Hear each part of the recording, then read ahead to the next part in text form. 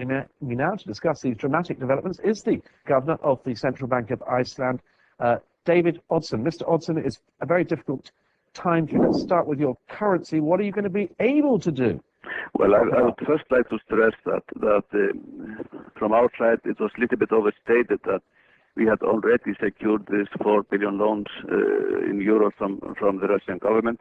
It should be said that the negotiations about that are starting, and we are very optimistic about that negotiations. But it was an overstatement that we had finalized these negotiations. That they will be taking place in the next few days. So I will stress that, and that we are to blame for that overstatement. Okay. So I would like to have that correct. So has your overstatement jeopardized the entire deal? Because I noticed that Russia is saying it's denying the deal's been finalized too. Yeah, well, as I say, we are having this negotiation next few days, and we are very optimistic about the outcome of that negotiations.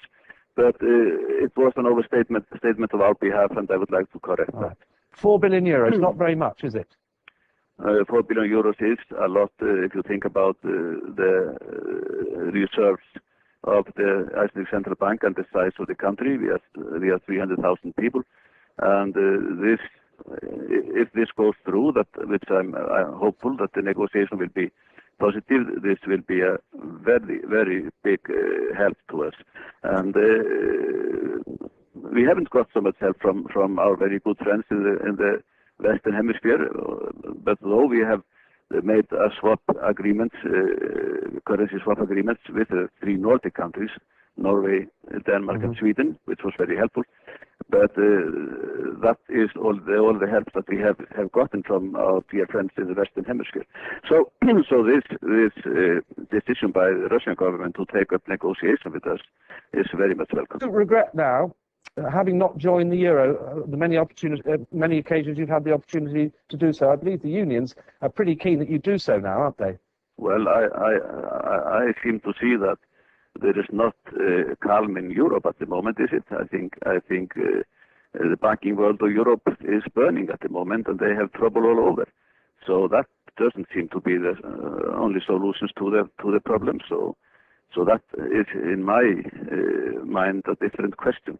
But we have to keep a stable and running banking system, and the central bank is working fast and strongly on that. And I think in a very few days we will sort that out. But of course, this is a heavy blow to us, as the whole situation in the banking system is to the whole of the world.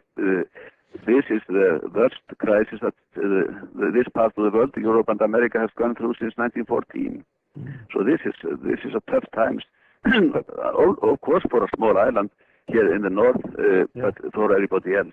All right. How are you going? Give us the specifics of how you're going to defend the krona as we look forward. Will we have a daily fix peg? Yeah, you have to remember that the Icelandic state is a debt-free state.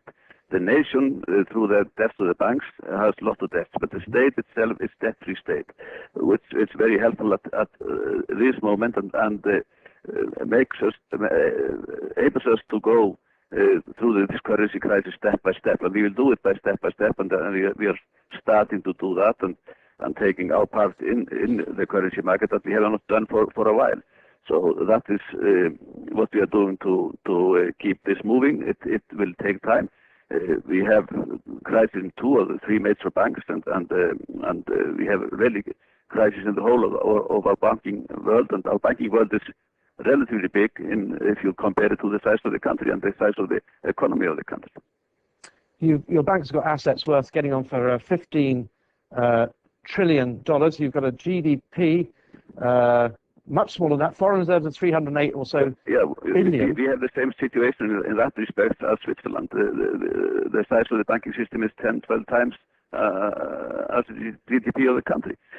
But we are maybe a little bit more isolated, and when this turbulence happened, I think that our bank has survived pretty well for a long time. But now when the markets have been closed for over a year, the tide is going against them, and they have been very dependent on foreign fundings, too much dependent on foreign fundings, and they have in my opinion, grown too fast, and they have to downsize. And we would have hoped that they would not be doing that downsizing the hard way, but they are doing that, and we will muddle through and come stronger out of it, I'm sure.